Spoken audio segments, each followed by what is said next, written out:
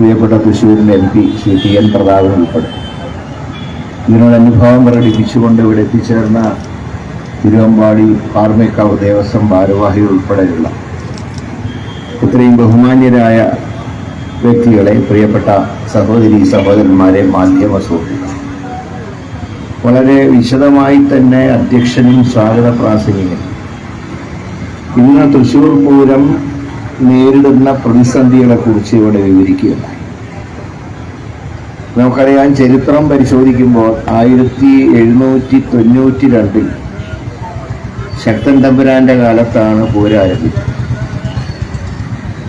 ആ പൂരം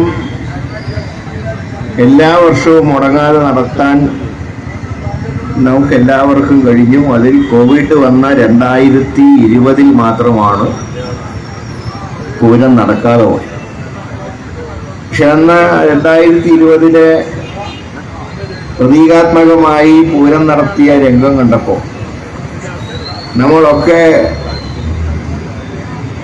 ഹൃദയം കൊണ്ട് വേദനിച്ചവരാണ്. കാരണം പ്രതീകാത്മകമായി ഒരു ആനയും ഒരു ചെണ്ടക്കാരനും മാത്രമായി അത് നടത്തിയപ്പോൾ കോവിഡ് എന്ന മഹാമാരി കാരണമാണ് അങ്ങനെ നടത്തേണ്ടി വന്നതെങ്കിലും തൊട്ട് മുമ്പ് വരെയുള്ള ഈ പൂരത്തിന്റെ ആഘോഷങ്ങളൊക്കെ മനസ്സിൽ വയ്ക്കുന്ന ഓരോ തൃശ്ശൂരുകാർക്ക് മാത്രമല്ല, കേരളത്തിലുള്ളവർക്ക് പോലും അത് വളരെ ഹൃദയവേദന നൽകിയ ഒരു കാഴ്ചയായി.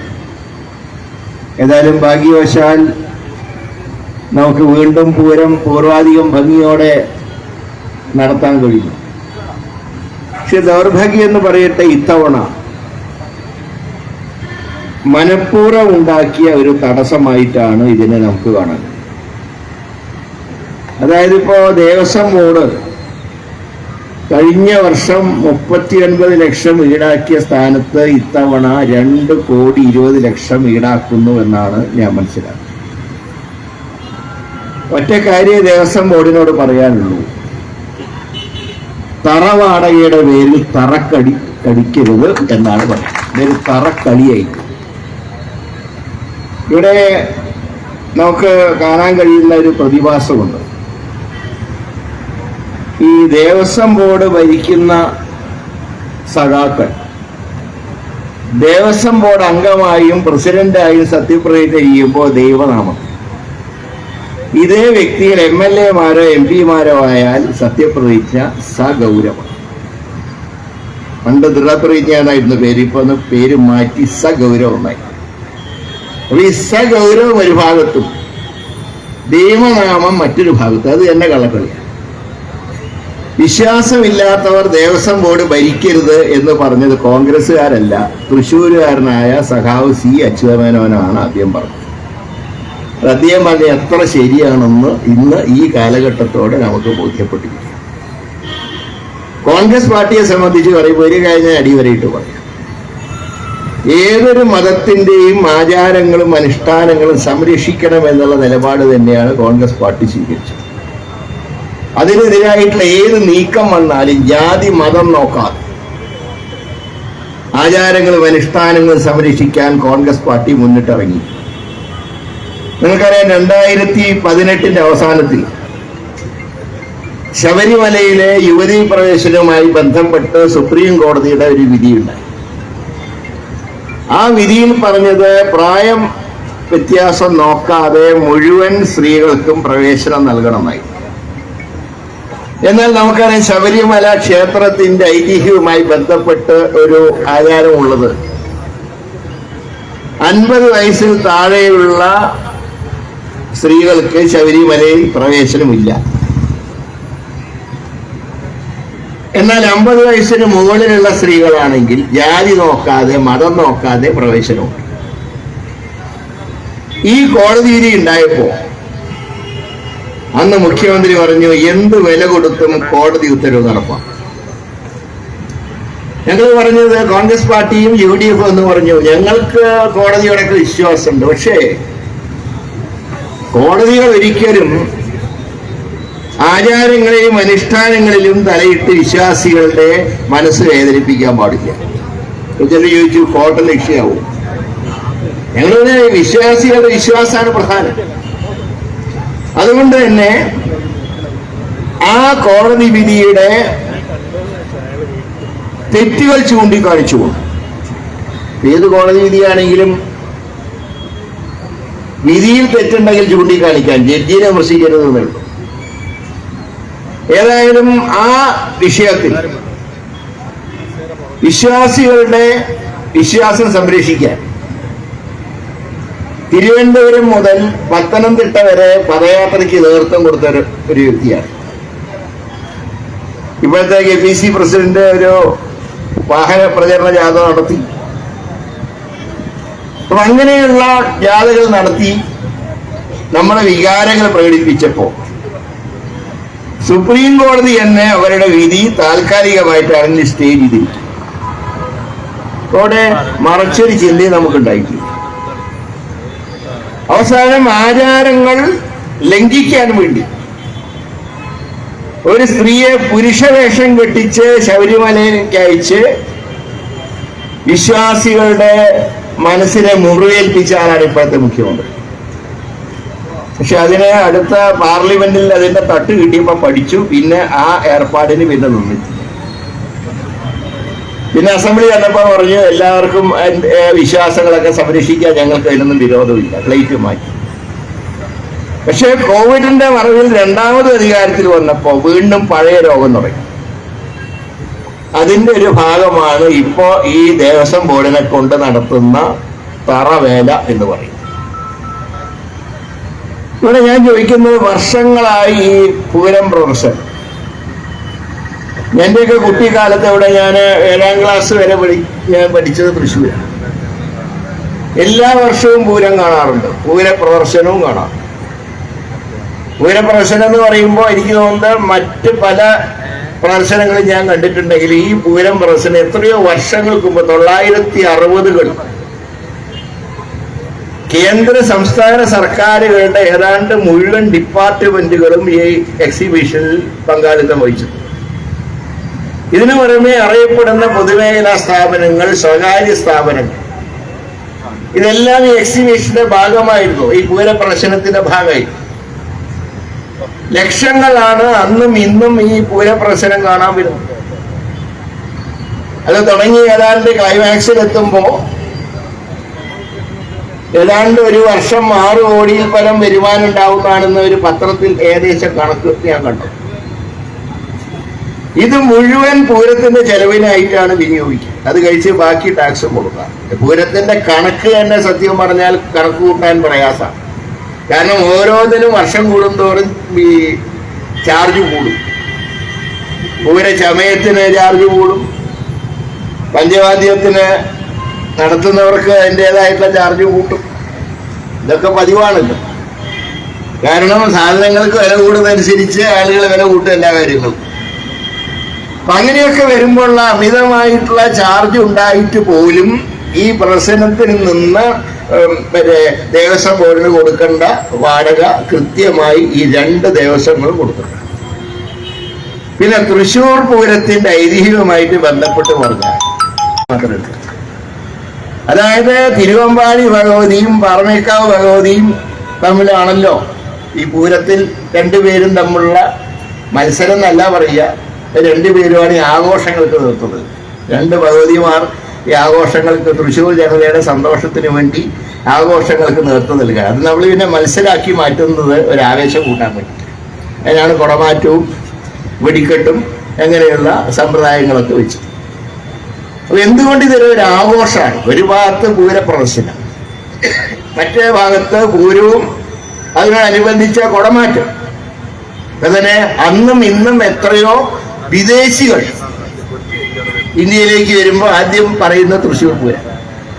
ഇപ്പൊ ഞാൻ പാർലമെന്റ് അംഗം എന്നുള്ള നിലയിൽ ടൂറിസത്തിന്റെ സ്റ്റാൻഡിങ് കമ്മിറ്റിയിൽ മെമ്പറാണ്. കേരളത്തിന്റെ പറയുമ്പോൾ ആകെ തൃശ്ശൂർ പൂരം മാത്രമേ കാണിക്കാറുള്ളൂ. മറ്റ് ആഘോഷങ്ങളെ കുറിച്ചൊക്കെ പിന്നീട് അതൊക്കെ ചെറിയ തൃശ്ശൂർ പൂരാണ് വളരെ പ്രധാനപ്പെട്ട ഒരു ഉത്സവം. കേരളത്തിലേക്ക് വരുമ്പോൾ ആദ്യം പറയുന്നത് തൃശ്ശൂർ പൂരം. ഇങ്ങനെ ലക്ഷങ്ങളെ ആകർഷിക്കുന്ന ഈ പൂരം ഇപ്പോൾ ഇങ്ങനെ ഒരു അവസ്ഥയിലേക്ക് എത്തിക്കേണ്ട ആവശ്യമാണ്. ഇവിടെ ഒരു കാര്യം പറഞ്ഞു അധ്യക്ഷൻ സ്വാഗത പ്രാസംഗികൻ, കൊച്ചി ദേവസ്വം ബോർഡ് പ്രസിഡന്റ് നുണ പറയുന്നു എന്നൊരു വാചകം പറഞ്ഞു. പക്ഷെ ഞാനൊക്കെ ഒട്ടും നുണ പറയില്ല എന്ന് വിശ്വസിച്ചിരുന്ന മന്ത്രി രാധാകൃഷ്ണൻ വരെ മണ്ഡലകാലത്ത് നുണ പറഞ്ഞു. കാരണം ഇത്തവണത്തെ ശബരിമലയുടെ തിരക്ക് നിങ്ങളൊക്കെ പത്രത്തിൽ വായിച്ചിട്ടുള്ളതാണ്, ഞാൻ നേരിട്ട് കണ്ടിട്ടുള്ളതാണ്. ഏതാണ്ട് 50 വർഷം തികയാൻ പോവാണ് ഞാൻ ശബരിമലയ്ക്ക് പോകാൻ തുടങ്ങി. ഇതുവരെ മുടങ്ങിയിട്ടില്ല ഒരു വർഷം. ഇത്തവണ എന്തുകൊണ്ട് തിരക്ക് മുൻവർഷങ്ങളുടെ തിരക്കിനേക്കാൾ ആളുകൾ വർദ്ധിച്ചതോടൊപ്പം തന്നെ അതിനുള്ള അടിസ്ഥാന സൗകര്യങ്ങൾ ഉണ്ടാക്കുന്നതിൽ സർക്കാരിന്റെ ഭാഗത്ത് വീഴ്ചയുണ്ടായി. മാത്രമല്ല, ഇങ്ങനെയുള്ള ഈ ശബരിമല വിഷയത്തിൽ ഭക്തജനങ്ങളെ നന്നായി നിയന്ത്രിക്കാൻ കഴിവുള്ള പോലീസ് ഉദ്യോഗസ്ഥന്മാരെ മുഴുവൻ നവകേരള സദസ്സിന് വേണ്ടി വിനിയോഗിച്ചു. ശബരിമല ഉത്സവത്തിന് മുമ്പ് തന്നെ മുഖ്യമന്ത്രി നേരിട്ട് യോഗം വിളിക്കാറുണ്ട്. പിണറായി ആദ്യത്തെ ഒരു വർഷം പോയി, അപ്പോഴേക്കും പിന്നെ കോവിഡ് വന്നു. ഞാൻ അധികം ചെന്നാൽ അങ്ങനെ ചില ഏർപ്പാടുകളൊക്കെ ഉണ്ടല്ലോ. മുമ്പ് മുഖ്യമന്ത്രി ആയുടെ ഒരു പ്രാവിനെ പറത്തി അത് ചത്തത് മുതൽ എവിടെയൊക്കെ പോയാൽ ഞാൻ അതിന്റെ കാര്യങ്ങളൊക്കെ ഇപ്പൊ കിടക്കുന്നില്ല. ഇപ്പൊ സത്യത്തെ അതല്ല. ഏതായാലും അദ്ദേഹം ആദ്യത്തെ വർഷം മാത്രം ശബരിമലയ്ക്ക് പോയി, പിന്നെ അങ്ങോട്ട് പോകേണ്ടി വന്നില്ല. കാരണം പിന്നത്തെ 2 വർഷത്തോളം കോവിഡും കാര്യങ്ങളൊക്കെ. പക്ഷെ പിന്നെ അദ്ദേഹം തിരുവനന്തപുരത്ത് യോഗം വിളിക്കാം സെക്രട്ടറി. ഇത്തവണ അങ്ങനെയൊന്നും ഉണ്ടായില്ല. നവകേരള സദസ്സെന്ന് പറഞ്ഞ് സർവ്വ മന്ത്രിമാരെയും കൂട്ടി കാസർഗോഡ് നിന്ന് മഞ്ചേശ്വരത്ത് നിന്ന് തുടങ്ങി ഇപ്പൊ തിരുവനന്തപുരത്ത് എത്തി. ഇതിനിടയിൽ ഇവിടെ എന്തൊക്കെ സംഭവങ്ങളുണ്ടായി? ഈ ശബരിമല ഉത്സവത്തിന്റെ മണ്ഡലകാലം തുടങ്ങുന്നതിന് മുമ്പ് യോഗം വിളിച്ചോ? സാധാരണ എല്ലാ വർഷവും രാധാകൃഷ്ണൻ അവിടെ പോകുന്നതല്ലേ, ശബരിമലയിൽ പോകുന്നതല്ലേ? തീർത്ഥം കൈകൊണ്ട് തട്ടി അത് കാര്യം വേറെ, ഞാൻ അതിനെ കുറിച്ച് ഇവിടെ പറയുന്നില്ല. ഇത്തവണ ഈ സംഭവം നടക്കുന്നത് വരെ അധികം അങ്ങോട്ട് തിരിഞ്ഞു നോക്കി. അവസാനം എന്ത് പറ്റി? സ്ത്രീകളും കുട്ടികളും ധാരാളം വന്ന് ഇത്തവണ പ്രായം ചെന്ന മാളികപ്പുറങ്ങളും കൊച്ചു കുഞ്ഞുങ്ങളൊക്കെ വന്ന് കുടിവെള്ളം പോലും കിട്ടാതെ, സത്യം പറഞ്ഞാൽ ബാലപീഡനത്തിന് കേസെടുക്കണേ ഈ സർക്കാരിനെതിരെ. കുട്ടികൾക്ക് വെള്ളം പോലും കിട്ടാതെ കഷ്ടപ്പെടും. സ്വാഭാവികമായിട്ടും നമ്മളൊക്കെ അതിനെതിരായിട്ട് പ്രതിഷേധിച്ചു. അത് പ്രതിഷേധിച്ചപ്പോൾ അറിയാനും പ്രതിപക്ഷമാണ് കുഴപ്പമുണ്ടാക്കുന്നത്. ആരാ പറഞ്ഞ? രാധാകൃഷ്ണൻ. എനിക്ക് അതാ ലുഖം തോന്നി. അതാ ഞാൻ പറഞ്ഞത് അതേ തവണ മണ്ഡലകാലത്ത് നുണ പറഞ്ഞു എന്ന് ഞാൻ പറയുന്ന കാരണം അതാണ്. ഞാൻ ചോദിക്കട്ടെ, പകുതിക്ക് വെച്ച് മാലി ഉരി പോയ സംഭവം കേരളത്തിന്റെ ശബരിമലയുടെ ചരിത്രത്തിലുണ്ടായി. മാല ഊരി നെയ്ത്തേങ്ങ ഒരയ്യപ്പന്റെ ചിത്രത്തിന് മുമ്പിൽ അത് സമർപ്പിച്ച് കണ്ണീരോടുകൂടെ എത്ര ഭക്തന്മാർ തിരിച്ചുപോയി. അതൊക്കെ UDF ഉണ്ടാക്കിയ കുഴപ്പമാണ്. അവസാനം തമിഴ്നാട് മുഖ്യമന്ത്രി, ഇതാണ് പിണറായിയുടെ ഏറ്റവും വിശ്വസ്തനാണല്ലോ, അദ്ദേഹം വിളിച്ച് പറഞ്ഞില്ലേ, ഞങ്ങളുടെ സ്റ്റേറ്റിൽ നിന്ന് വരുന്ന അയ്യപ്പന്മാർക്ക് തൊഴുകാൻ കഴിയുന്നില്ല. അപ്പൊ പറഞ്ഞു സമ്മതിച്ചു. നേരെ മറിച്ച് നമ്മൾ പറഞ്ഞപ്പോ ഇതിനെ രാഷ്ട്രീയമായിട്ട് കണ്ടു. നമ്മളിത് രാഷ്ട്രീയമായിട്ടല്ല, നമ്മളതിൽ ആചാരങ്ങളും അനുഷ്ഠാനങ്ങളും ഏത് മതത്തിന്റെ ലംഘിക്കപ്പെട്ടാലും നമ്മളത് ചോദ്യം ചെയ്യാറുണ്ട്.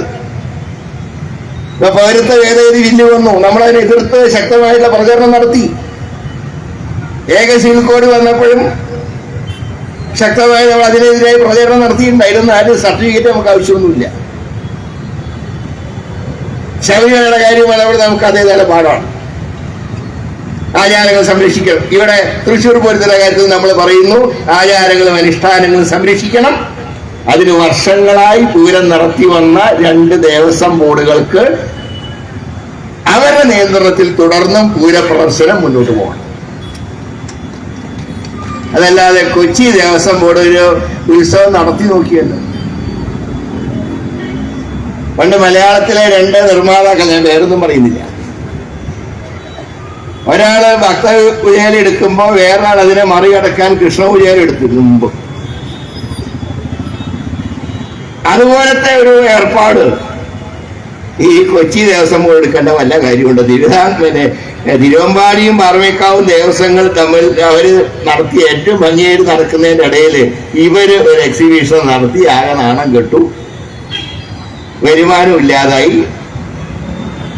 കാരണം പേരിന് വേണ്ടി നടത്തിയ എക്സിബിഷനാണ് ഞങ്ങൾ നടത്തിയത് കാണിക്കാം. പൂര പ്രദർശനം എവിടെ കിടക്കുന്നു, കൊച്ചി ദേവസ്വം ബോർഡിന്റെ പ്രദർശനം എവിടെ കിടക്കുന്നു? അതുകൊണ്ട് അടിയന്തരമായി ചെയ്യേണ്ട കാര്യം ഈ 2,20,00,000 എന്നൊക്കെ പറഞ്ഞാൽ അത് താങ്ങാനുള്ള കരുത്തോടെ ആർക്കും. അതിന്റെ പേരിൽ പൂരം മുടക്കാനാണ് ഭാവമെങ്കിൽ നമ്മൾ ആരും അടങ്ങിയിരിക്കാൻ പോകുന്നില്ല. അതുകൊണ്ടാണ് ഇന്ന് ശ്രീ പ്രതാപൻ കക്ഷി ചേർന്നതിന്റെ കാരണം. ഇവിടെ ഇതിന്റെ കളിയൊക്കെ ഞങ്ങൾക്ക് മനസ്സിലാവുന്നു. കാരണം പശു കാലി കൊടുക്കുമ്പോൾ അറിയാം എന്തിനാണ്.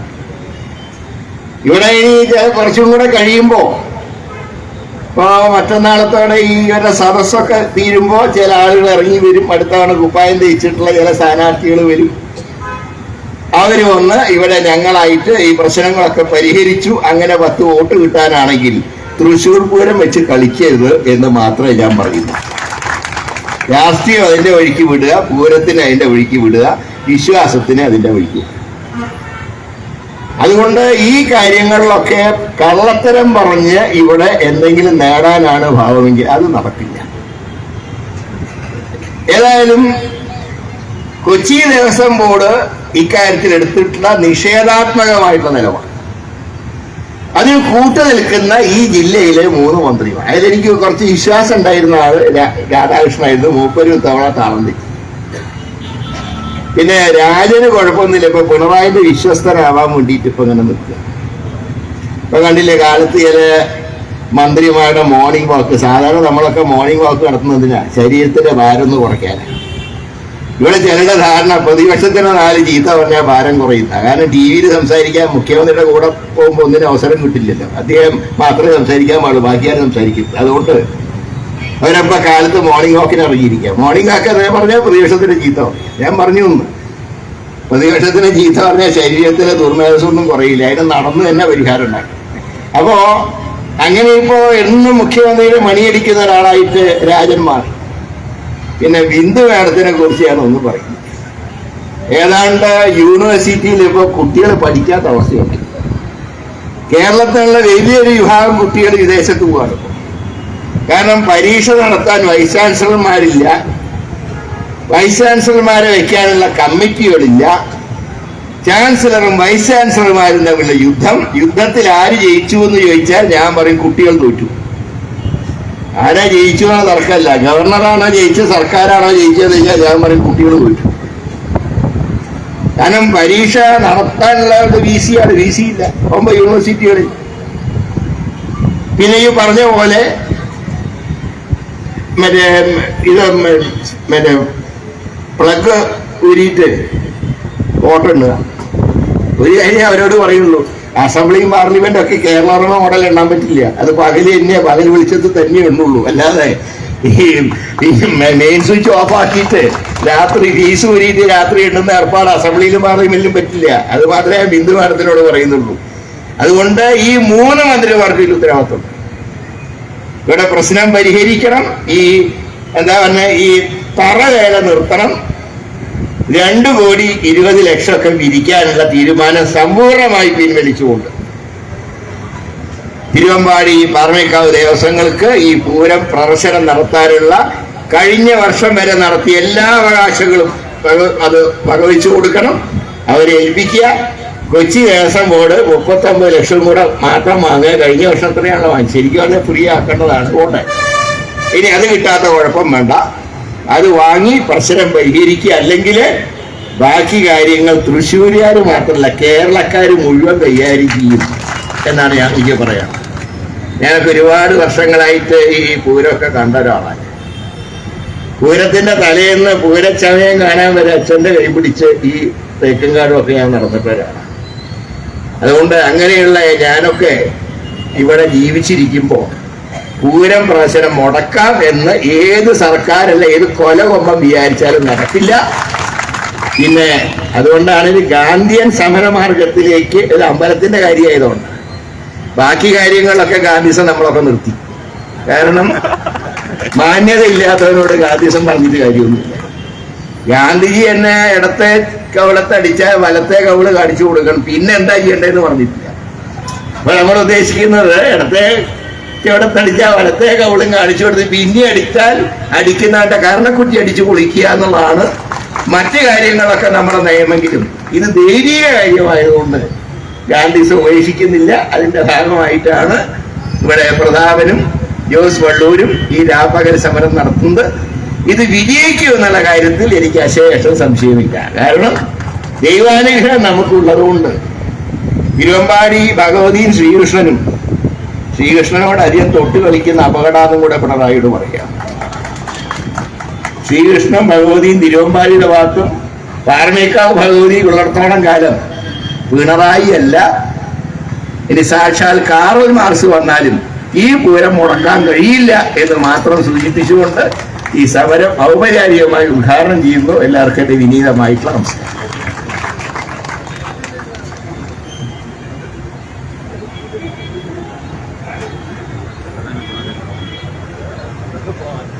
ഈ ധാർമ്മിക സമരത്തെ അഭിവാദ്യം ചെയ്തുകൊണ്ട് രാപ്പകൽ സത്യാഗ്രഹത്തിന് ഐക്യദാർഢ്യം പ്രഖ്യാപിച്ചുകൊണ്ട് ഏറെ ബഹുമാന്യനായ പാറമേക്കാവ് ദേവസ്വത്തിന്റെ സെക്രട്ടറി ശ്രീ ജി രാജേഷ് പൊതുവാൾ സംസാരിക്കുന്നു.